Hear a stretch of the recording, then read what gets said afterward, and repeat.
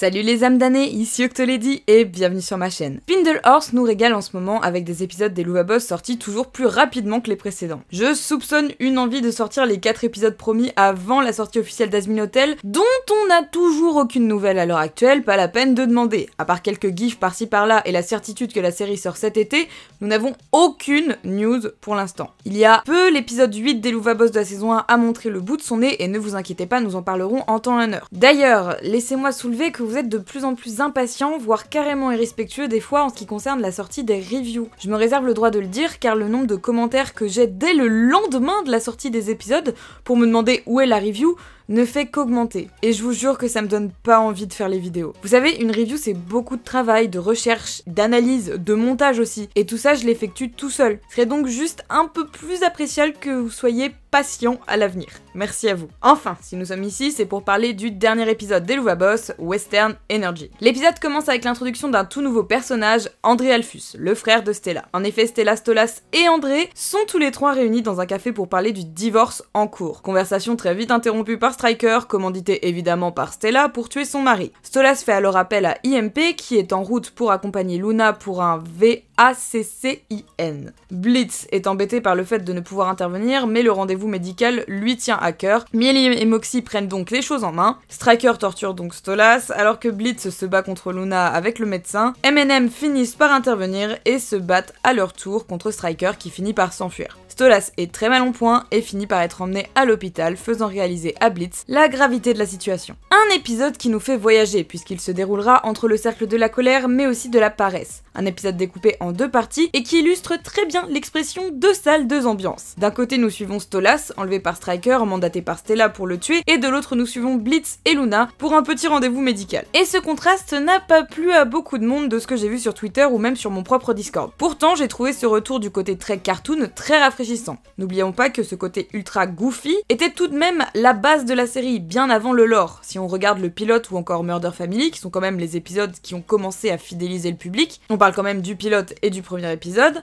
bah c'est surtout du gag et très peu, voire pas du tout de lore. Or, Western Energy nous offre les deux. Commençons par parler de Striker. Striker, qui était plutôt le digne représentant de la masculinité bien virile, et bien cet épisode a un peu cassé le mythe, on va pas se mentir. Ici, il est une nouvelle fois employé par Stella pour éliminer son mari, mais si la première fois le personnage nous était présenté comme badass 100% du temps, dans cet épisode on a justement joué avec cette ultra exagération dont il avait bénéficié plus tôt. Le personnage a carrément le droit à une chanson qui chante ses louanges de manière ultra caricaturée.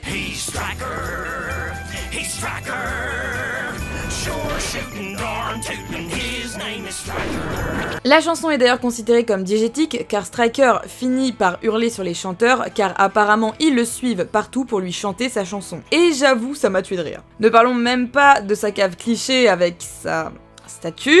Je vous jure, j'ai cru voir Chaz pendant un moment. Mais Striker redevient très vite le tueur à gages effrayant que nous avons connu dans la saison précédente. D'ailleurs, Stolas ne le prenait pas au sérieux jusqu'à ce qu'il casse son téléphone. Cependant, si ce dernier est doué en technique de torture, de meurtre et de combat, il a un peu de mal avec les originalités que peuvent apporter le sexe apparemment. Que ça soit Stolas ou Moxie, lorsque ceux-ci tournent ses actions en une sorte de jeu pervers, cela le rebute et le déstabilise énormément, ce qui le fait perdre contre Moxie et abandonner sa torture auprès de Stolas durant un temps. On remarquera que si le personnage a un style de vie différent et un mépris de la noblesse exacerbé, cela ne l'empêche pas de bosser pour Stella pour autant, ce que ne manque pas de lui rappeler Stolas. Sa haine pour les Goetia va tellement loin que lorsque Stella lui demande d'abandonner la mission, il décide tout de même de continuer à torturer son mari pour son propre plaisir, lui intimant qu'il va carrément lui crever les yeux. Heureusement pour lui et pour nous, M&M interviennent rapidement et engagent un combat endiablé contre lui. Mention spéciale aux animateurs pour cette scène, le combat est vraiment cool. D'ailleurs, prenant l'avantage, Striker finit par perdre son combat et disparaît. Après, on peut être certain de le revoir plus tard vu qu'il n'a pas été empalé par son propre...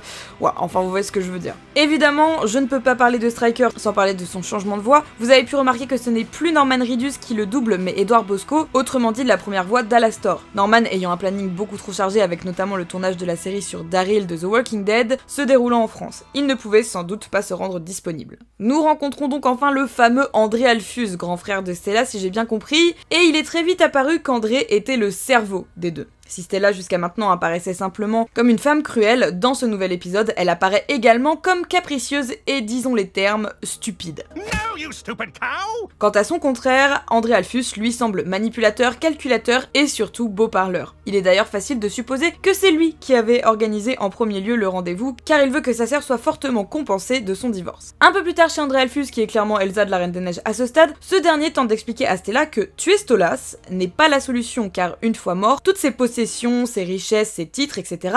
seront transmis à Via. Et c'est là que je me suis rendu compte qu'au final, Stella n'en a rien à faire de tout ça. Elle veut juste que Stolas meure, et se comporte comme une gamine pourri gâtée, dont le caprice en cours serait de voir son mari mort. Finalement, j'avais surestimé le personnage de Stella. Moi qui la pensais manipulatrice, elle en est bien loin, et pour finir, c'est André qui lui souffle les bonnes idées. Celui-ci sous-entend qu'il faut garder Stolas en vie afin de l'exploiter de son vivant. Et honnêtement, je pense voir où on se dirige. André dit clairement que tout reviendra à Via, et on sait qu'elle et sa mère actuellement n'ont pas une super relation. Je pense donc que le plan d'André implique de retourner Via contre son père, comme ça une fois mort, Stella pourra avoir de l'influence sur elle et garder ses privilèges. Et en parlant de relations parentales, parlons maintenant de Blitz et Luna. Luna, à la fois comme un enfant et comme un chien, je peux vous le dire en tant que propriétaire d'une petite boule de poil, n'est pas ultra fan de vaccins. C'est le moins que l'on puisse dire. Pourtant, il va bien falloir qu'elle y passe, car comme le dit Blitz, c'est un vaccin annuel, mais qui lui a valu 5 ans d'attente. Vous l'aurez compris, le cercle de la paresse, en plus d'être le cercle des urgences, entre gros guillemets, doit probablement être celui de l'administration en règle générale. Son ciel est rose et son peuple est principalement composé de Baphomet, créatures qui ont l'air d'être un peu simplettes de ce qu'on en a vu. Pas grand chose à dire sur Luna, vous l'avez vous-même constaté, elle n'a pas parlé de tout l'épisode, et ce pour des raisons très personnelles de son actrice de doublage. Je vous laisse aller faire vos recherches si ça vous intéresse. Parlons donc, comme vous le savez, de mon personnage favori, Blitz. Blitz qui était là sans trop être là dans cet épisode. Comme je vous l'ai dit, il était surtout là pour rappeler le côté cartoon de la série. On le retrouve tout d'abord en voiture avec tout IMP pour le fameux rendez-vous de Luna. On se demande d'ailleurs pourquoi toute la bande s'y rendait ensemble, peut-être afin de maîtriser la jeune louve. Vu la difficulté qu'ont à le faire Blitz et le médecin en fin d'épisode, ce ne serait pas étonnant. Notre cher patron reçoit donc un appel de notre cher Goetia, qui une fois de plus est dans la mouise. Stolas, it's really not a good time, buddy. Pas de chance pour la noblesse, Blitz a un rendez-vous médical très important pour Luna et il ne peut le manquer. Cependant, si le VACCIN semble prioritaire, il est clair que Blitz s'inquiète tout de même pour Stolas. On peut en avoir la certitude à 2 moments dans la scène. Au moment où Stolas lui demande de venir le sauver, Blitz semble vraiment désolé de ne pas pouvoir intervenir. Il est clair qu'il prend la situation à la légère, mais on voit bien à ses expressions faciales qu'il est navré de ne pas pouvoir lui venir en aide.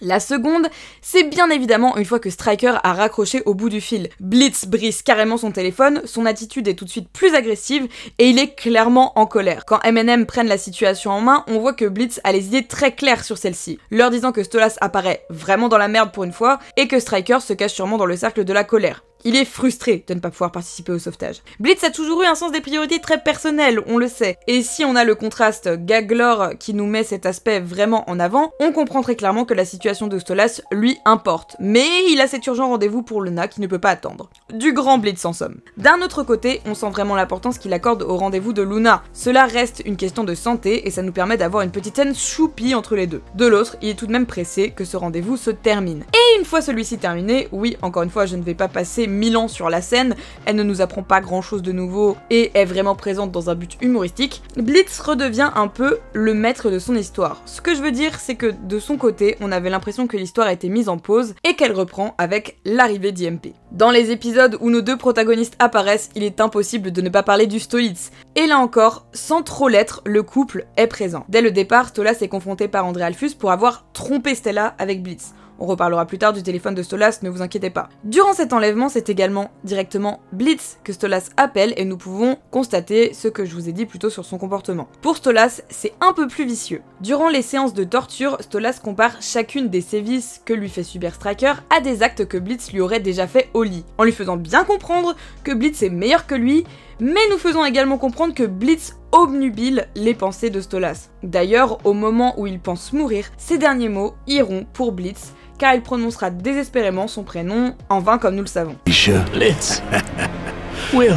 Mais pourquoi avoir parlé du Stolitz maintenant en plein milieu de la partie de Blitz ? Tout simplement car la fin de l'épisode est extrêmement importante pour le futur du couple qu'ils représentent tous les deux. Blitz croit trouver Stolas sain et sauf aux mains de ses acolytes. Mais on est bien loin du compte. Il se fait écraser par tout un tas de médecins et de journalistes venus assister à une scène probablement rarissime. Un Goetia va être hospitalisé. Lorsque Blitz est au sol, il aperçoit une queue emplumée traînée hors d'un brancard. Le plan au ralenti pour moi est extrêmement important. Blitz ne réalise pas tout de suite, mais c'est pourtant instantanément que quelque chose ne va pas. Quelque chose de grave est arrivé. D'abord déboussolé, perplexe, il demande simplement et un peu énervé ce qu'il s'est passé. What the fuck was that about? Millie lui annonce alors que Stolas est gravement blessé. Et c'est là qu'est la réaction la plus intéressante de Blitz. Il émet une sorte de rire nerveux.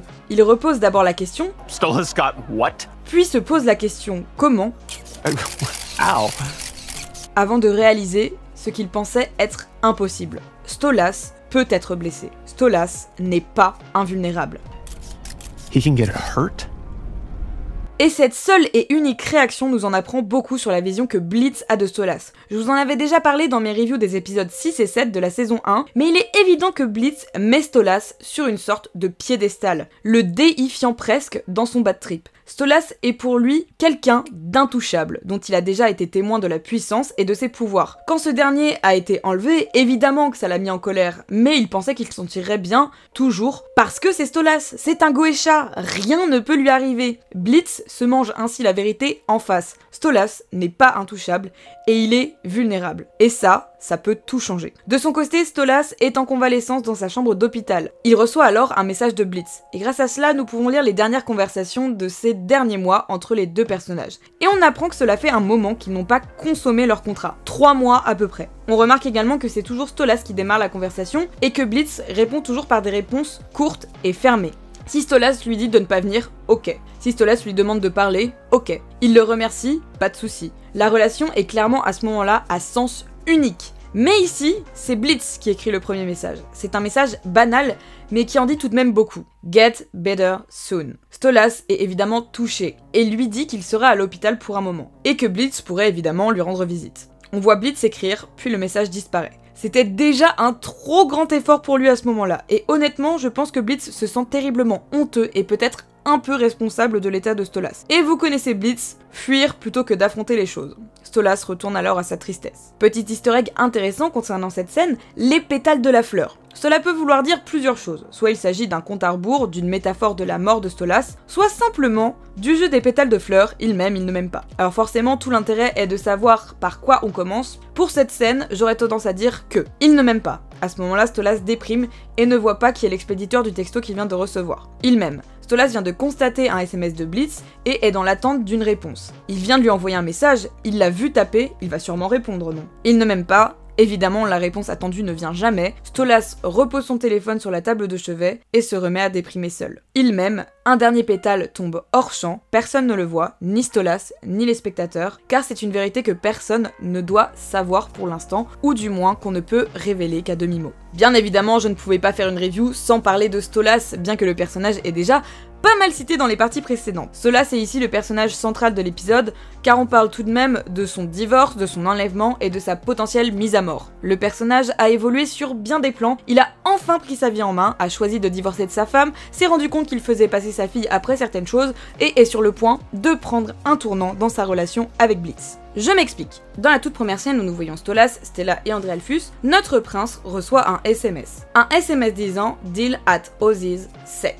On peut également voir la mention 3 days, qui suppose que le rendez-vous est donc dans 3 jours. Un rendez-vous au Ozzy's, hein. Cela ne vous rappelle-t-il pas quelque chose? Les fameux cristaux d'Asmodée. Et oui, on y revient toujours. J'en parlais encore il y a un mois dans les commentaires avec l'un d'entre vous, qui a très bien résumé ce que je pense à présent de ce fameux cristal. Stolas fait actuellement le ménage dans sa vie, et cela va également inclure Blitz. Alors attention, ne me faites pas dire ce que je n'ai pas dit, Stolas aime Blitz, c'est indéniable, et au mieux, il préférait largement le garder dans sa vie. Mais il doit se rendre à l'évidence, leur relation actuelle ne lui convient pas, et n'a pas tant l'air de convenir à Blitz non plus. On comprend via leur conversation que Stolas et Blitz ne se sont pas vus depuis 3 mois. L'accord n'a donc lui-même plus aucun sens. Il y a fort à parier que Stolas veuille en réalité acquérir un cristal pour le donner à Blitz afin de se libérer en quelque sorte du côté malsain de leur relation. Si Blitz n'en a que faire de lui, alors ils ne se verront plus et Stolas sera forcé de passer à autre chose. Mais si jamais Blitz cherche à le revoir, il ne pourra plus utiliser l'excuse du grimoire et devra admettre, en quelque sorte, qu'il a une attirance pour Stolas.